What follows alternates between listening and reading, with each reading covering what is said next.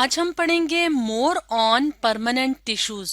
तो इससे पहले की वीडियो में हमने परमानेंट टिश्यूज को डिस्कस किया था जिसमें हमने पढ़ा था एपिडर्मिस और पैरेन्काइमा के बारे में। तो आज की वीडियो में हम परमानेंट टिश्यूज की कौन सी टाइप्स पढ़ेंगे, कोलेनकाइमा और स्क्लेरेनकाइमा के बारे में। तो परमानेंट टिश्यूज कौन से टिश्यूज होते हैं? ऐसे टिश्यूज जिसमें सेल्स डिवाइड नहीं करते। तो परमानेंट टिश्यूज के अंदर जो सेल्स होते हैं वो डिवाइड नहीं करते, तो इसलिए इस तरह के जो सेल्स होते हैं उनकी एक डेफिनेट शेप होती है और डेफिनेट साइज होता है। तो परमानेंट टिश्यूज को डिस्कस करने से पहले हम ये देख लेते हैं कि हम प्लांट टिश्यूज को कैसे क्लासिफाई करते हैं। तो अगर हम इस फ्लो चार्ट की मदद से देखें तो प्लांट टिश्यूज को डिवाइड किया जाता है मेरिस्टेमेटिक टिश्यूज में और परमानेंट टिश्यूज में। मेरिस्टेमेटिक टिश्यूज में जो सेल्स होते हैं वो डिवाइड करते हैं और परमानेंट टिश्यूज में जो सेल्स होते हैं वो डिवाइड नहीं करते। परमानेंट टिश्यूज को फर्दर डिवाइड किया जाता है सिंपल टिश्यूज में, जिसको ग्राउंड टिश्यू भी कहते हैं, और कॉम्प्लेक्स टिश्यू में, जिसे कंपाउंड टिश्यू या वेस्कुलर टिश्यू भी कहते हैं। तो वेस्कुलर टिश्यूज के अंदर शामिल हैं जाइलम और फ्लोएम, और सिंपल टिश्यूज में शामिल है एपिडर्मिस, पैरेन्काइमा, कोलेनकाइमा और स्क्लेरेनकाइमा टिश्यूज। तो हमने अपनी पिछली वीडियो में डिस्कस किया था एपिडर्मिस और पैरेन्काइमा के बारे में। तो आज हम पढ़ेंगे कोलेनकाइमा और स्क्लेरेनकाइमा के बारे में, जो कि क्या हैं, जो कि परमानेंट टिश्यू की टाइप्स हैं। तो सबसे पहले हम बात करते हैं कोलेनकाइमा के बारे में। तो कोलेनकाइमा क्या है? कोलेनकाइमा परमानेंट टिश्यूज हैं। तो कोलेनकाइमा के सेल्स किस तरह के नजर आते हैं और इनका फंक्शन क्या होता है, इसको समझने के लिए हम एक डायग्राम की मदद लेते हैं।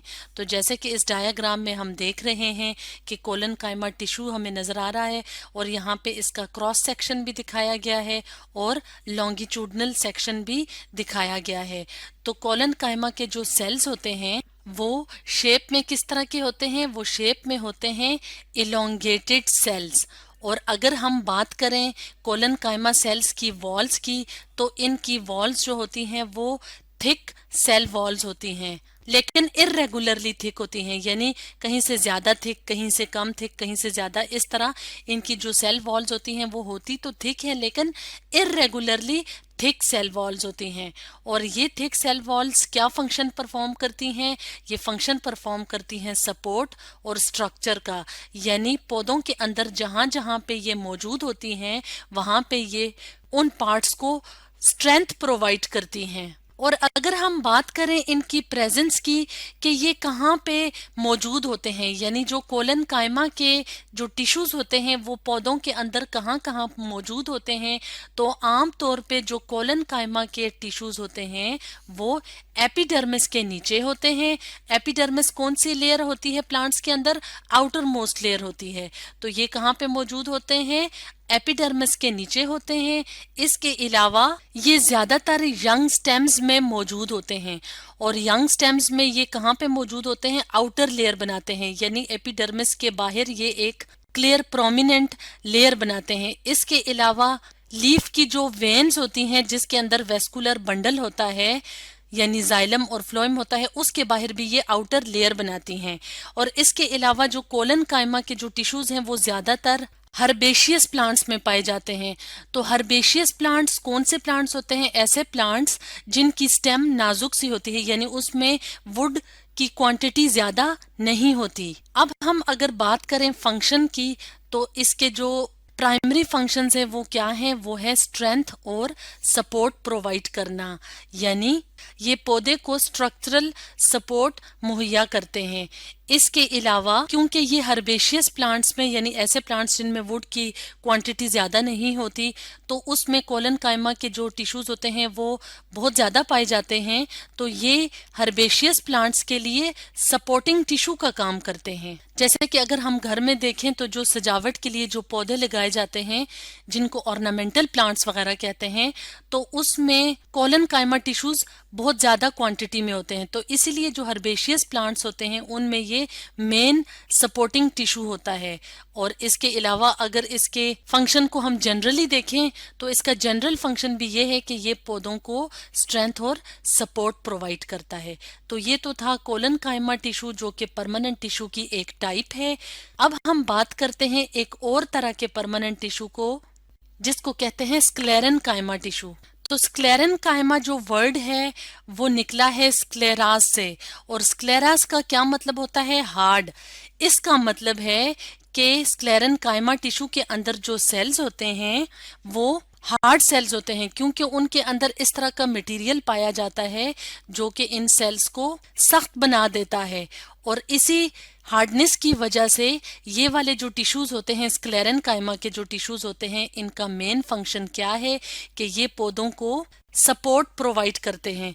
तो इसलिए हम इन्हें कहते हैं कि स्क्लेरन कायमा के जो टिश्यूज होते हैं वो सपोर्ट टिश्यूज होते हैं। और अगर हम एक डायग्राम की मदद से देखें तो स्क्लेरन कायमा टिश्यूज हमें इस तरह के नजर आते हैं, यानी इनके जो सेल्स हैं वो क्रॉस सेक्शन में इस तरह के नजर आते हैं, और लॉन्गिट्यूडनल सेक्शन में ये इस तरह के लंबे लंबे सेल्स होते हैं। और इनके दरमियान जो खाली स्पेस पाई जाती है इसको कहते हैं ल्यूमन।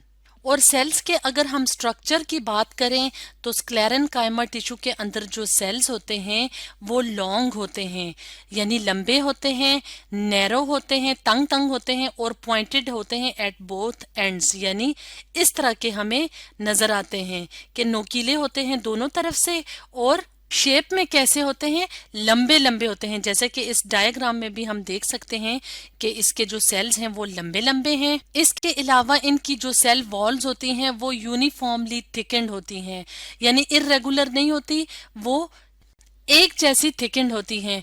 और ये थिकनेस किस मटेरियल की वजह से होती है या किस कंपाउंड की वजह से होती है? ये होती है लिग्नन की वजह से। तो लिग्नन की वजह से जो सेल्स होते हैं, लिग्नन सेल वॉल्स में मौजूद होता है, तो ये इस तरह का मटेरियल होता है कि जो सेल्स होते हैं इसकी वजह से रिजिड हो जाते हैं, यानी सख्त हो जाते हैं। तो इसी मटेरियल की डेपोजिशन की वजह से इस टिश्यू का जो मेन फंक्शन है वो क्या है? सपोर्ट प्रोवाइड करना, यानी पौधों को नुकसानात से बचाना। और इसके अलावा ये जो सेल्स होते हैं ये क्लोजली एसोसिएटेड होते हैं, यानी इनके दरमियान स्पेसेस नहीं होती। और स्क्लेरन कायमा टिश्यूज के अंदर जो सेल्स पाए जाते हैं वो ज्यादातर दो तरह के होते हैं। एक को कहते हैं फाइबर्स और एक को कहते हैं स्क्लेरिड्स। तो फाइबर्स और स्क्लेरिड्स कैसे नजर आते हैं इसको समझने के लिए हम एक और डायग्राम की मदद लेते हैं।